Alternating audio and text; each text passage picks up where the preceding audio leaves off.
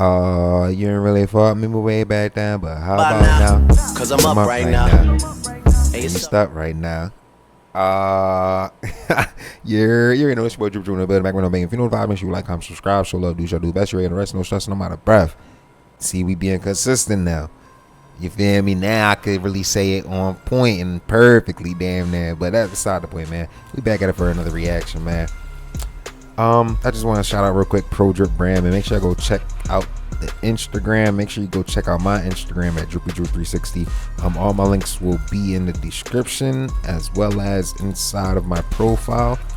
Keep up with the sports brand. Check out my other YouTube as well at DriPPie360 IRL for the vlogs and the IRLs and the real life actions and all that. And I ain't gonna say too much more. Let's get into the video.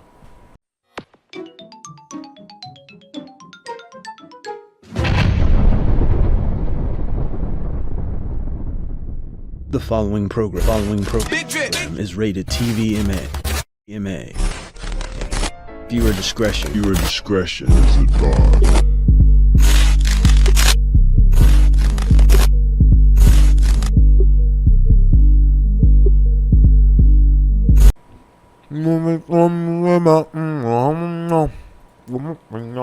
So today's video is brought to you by 6 Man. I haven't been keeping up with the Olympics, so this is just one way of me seeing what we are going up against. Let's get it popping. Here's LeBron. Look at that. You saw that coming. After losing in the semi-finals of last year's World Cup to Germany, Team USA decided enough was enough. No more Austin Reeves, no more Bobby Portis, no more Walker Kessler. Instead, Steph Curry, LeBron James, and Kevin Durant have returned. And I don't care how old those guys are. When they step foot on the same basketball court, you will always be the underdog. And Canada are the first team to learn, it doesn't matter how big a lead you get against this team, you have to play perfect basketball to win. And even if you play perfect basketball, that still might not be enough. Jason Tatum. Because let me remind you guys, Stephen Curry and LeBron James are on the same team. And it didn't take long for LeBron to learn how to play with Steph. Watch him here setting the screen for Steph off the ball to get free for the jumper. And you saw why Stephen Curry is an absolute cheat code for Team USA. Because with the game only separated by 5 points entering the second half, Steph took over, hitting that 3 off the LeBron screen before 30 seconds later bringing the ball up the floor, losing SGA, and just doing Steph things. He wasn't finished cooking though, because with some help from Drew Holiday, he got an extra possession off his initial miss, and we all know giving Steph Curry 2 chances at a 3 is a death sentence. So in the span of just over a minute, a 5-point game was turned into a 13-point game, all from the hands of Steph Curry. And this right here is what I mean when I say you have to be perfect to beat Team USA. And even still, that might not be enough, because this is a team with guys capable of turning a game on its head in a matter of minutes. But this game it was Steph, but LeBron, Tatum, Booker, KD, and even Embiid when he's busy throwing elbows and fouling out. Hold on. They even put Devin Booker on the team? What the fuck? Oh, yeah. This is the best performance you can get out of basketball. If you ain't watching this, yo, what the fuck are you watching? This is the all-star team, for real. KD and even Embiid, when he's not busy throwing elbows and fouling out, are all capable of dominating. And this was a game filled with good performances across the board. But in addition to Steph's third quarter, it was Anthony Edwards who backed up his comments from earlier in the week that everyone was criticizing him for. I'm still the number 1 option. I mean, y'all might look at it differently. I'm looking at it differently. Whether Ant is the first option or not, he put Team These guys just raised $33 million, and you won't believe what they're building. He put Team USA on USA on his back early in the game when absolutely nothing was going right for them. Entering the game with the team trailing 12-4, having only scored 1 bucket in the first 6 minutes of action, Ant got to work. Edwards, double pump, up the glass and in. I love him. A minute later, it was the two-man game with he and Bam. Watch him here turn that midi into a dime to the rolling Bam. And throughout the first half, Ant looked at home, which isn't particularly surprising considering he was the standout performer for the US in last year's World Cup. But he looked comfortable getting to any spot on the floor, taking those one dribble pull-up middies with ease, and even throwing in a buzzer-beater three at the end of the third quarter. Edwards moving over to the point position. Takes a three.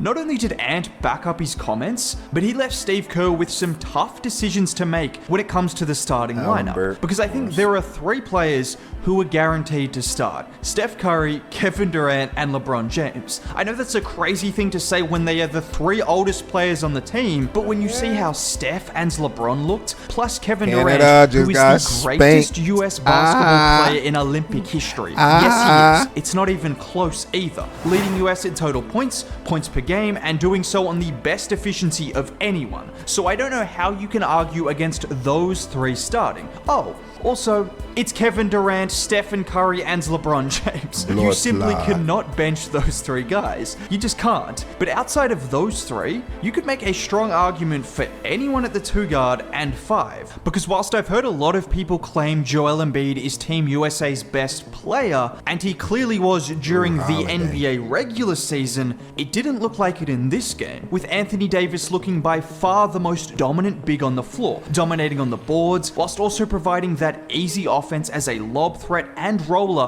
which is why AD might be a better fit to start. Because despite his reputation as someone made of glass or a half-hearted player, Anthony Davis is a hard-working big who also consistently makes an impact without needing the ball in his hands. Not to mention what he can do on the defensive side of the floor, because it was Anthony Davis who put an absolute lid on the basket for Canada whenever he was on the floor. Just look at this play where Shea is initially being guarded by Bam. The screen gets set, so he switched onto Anthony Davis. Guys, imagine setting a screen to switch onto Anthony Davis. This team is ridiculous. And just look at AD obliterate Shea's layup attempt. Or how about this play where he's just lurking at the free throw line, he spots Brooks going to the turnaround, and he just treats that shot with contempt. These were just 2 of his 4 blocks he had in about 20 minutes. And whether it's Joel Embiid, Anthony Davis, or Bam Adebayo, this game proved one thing to me. We can cross Canada out from the list of teams that could beat USA. I know that sounds very reactionary for a practice match, and I love this Canadian team and the talent they have across the board, but having a center rotation of Kelly Olynyk and Dwight Powell versus Anthony Davis and Joel Embiid, I just don't believe you have a chance at winning. I'm happy to be proven wrong, but the size difference was absolutely the most apparent difference on the floor. Now, speaking of size,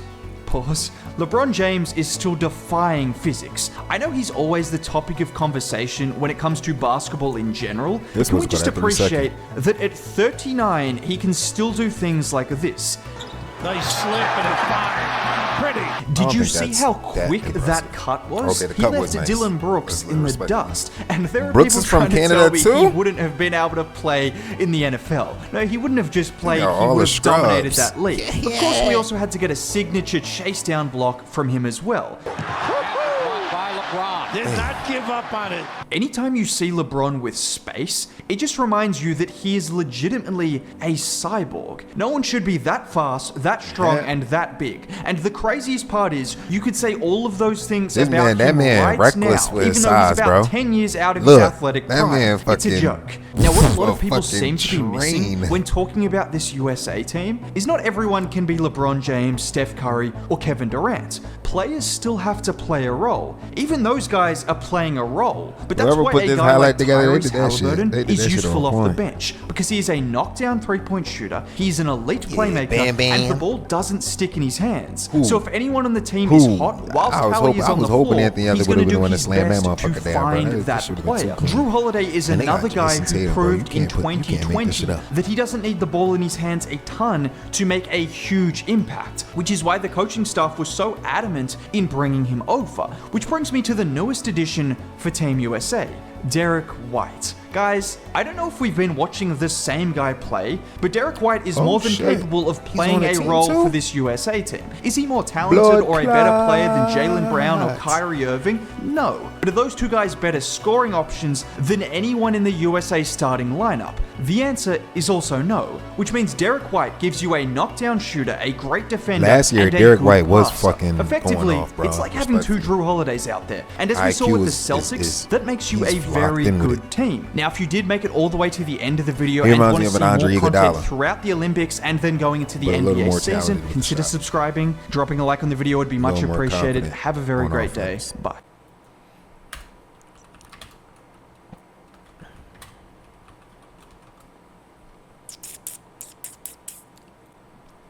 But it's different. This is different from NBA and, you know what I mean, Olympics, because you get players that are actually from their region or where they, you know, originate, and they're playing for that team. So it's not just a mixed draft of players from all over the world playing on one team, you feel me, or representing one city, but it's actually their birthplace, where they came from, and they're playing for that team in that city.